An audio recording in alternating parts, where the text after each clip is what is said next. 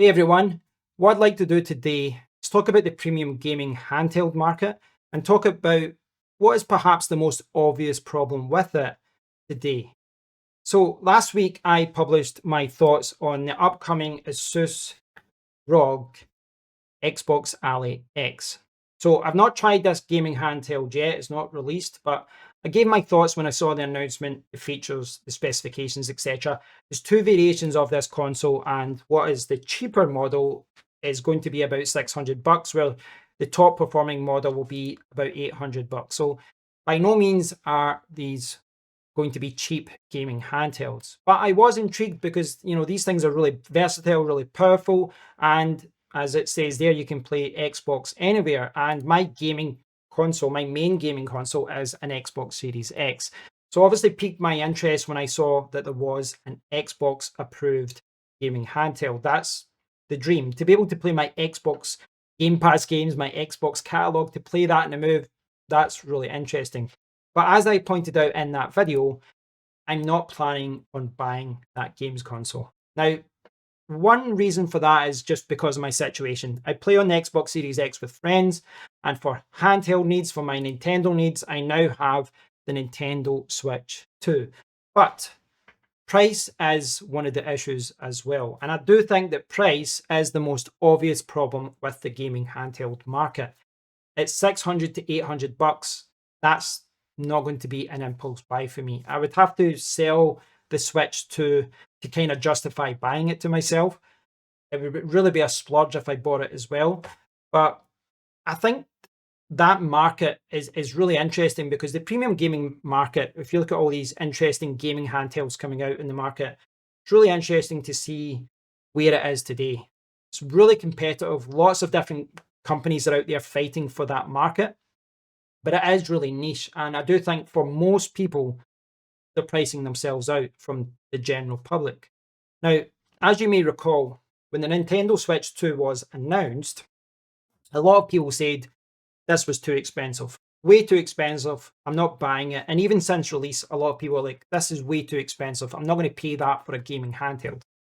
Now, the thing about that is that people who say that can be quite vocal, but this has just become the fastest selling games console ever. So, a lot of people are vocal about the fact this is too expensive, but clearly a lot of people are willing to pay that for a good gaming handheld.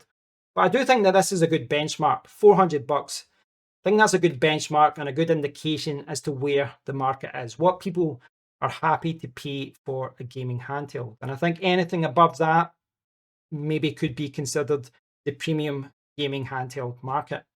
Because this is kind of where the price is for the Switch 2, the Steam Deck, etc. But there's a lot more premium gaming handhelds out there. And I've been looking at some discussions about the ROG Ally X, and price is the big thing that comes up. That's the big thing that everyone's talking about. They're all saying it's too expensive.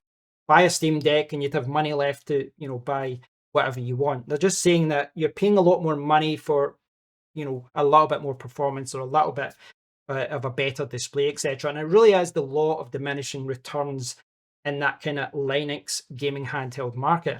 Now, another problem with the price point, I think, as well, is that because the market is so niche, these things drop in price by a lot. If you look at the Asus ROG Ally X, which itself was popular last year, here in the UK, this particular model is now selling for between around 600, I would say, is selling for.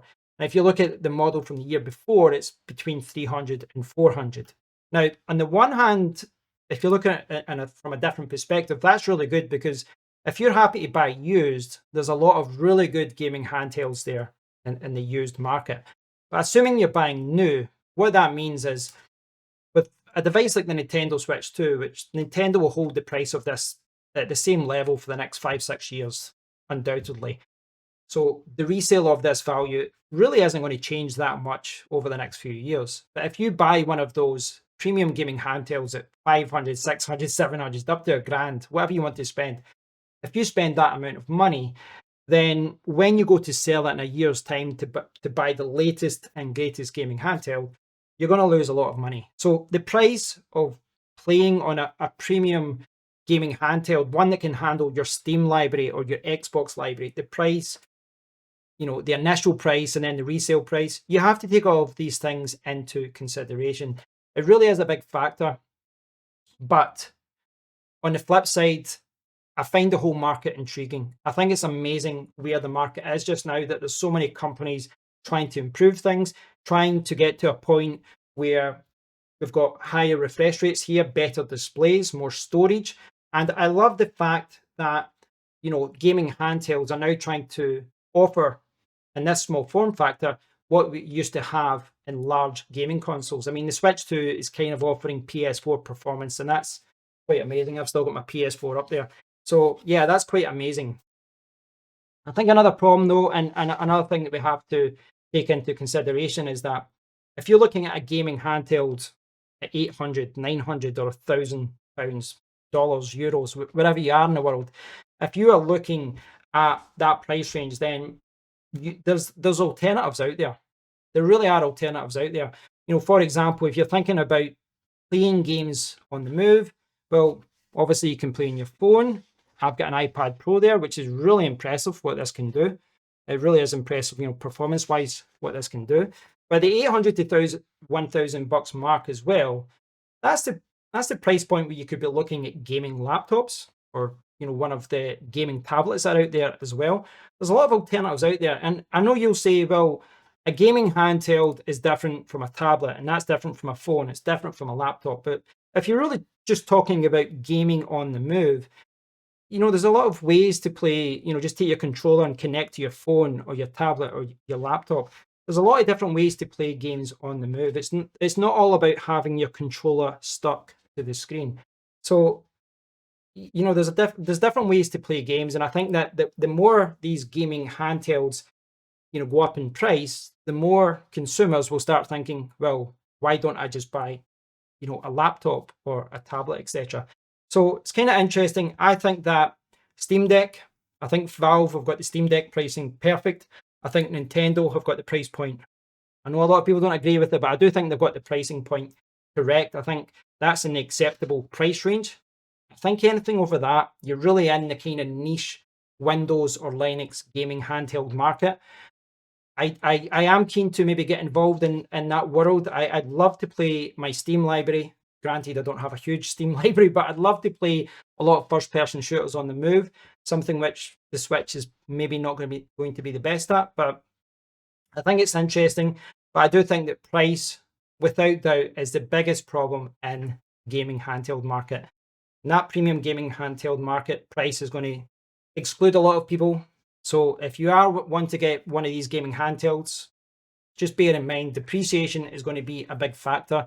The market for those devices is maybe going to be a little bit limited. So I'd love to hear your thoughts on all of this. Please do post a comment below. If you've enjoyed the video, thumbs up, subscribe, all the good stuff. And until next time, take care.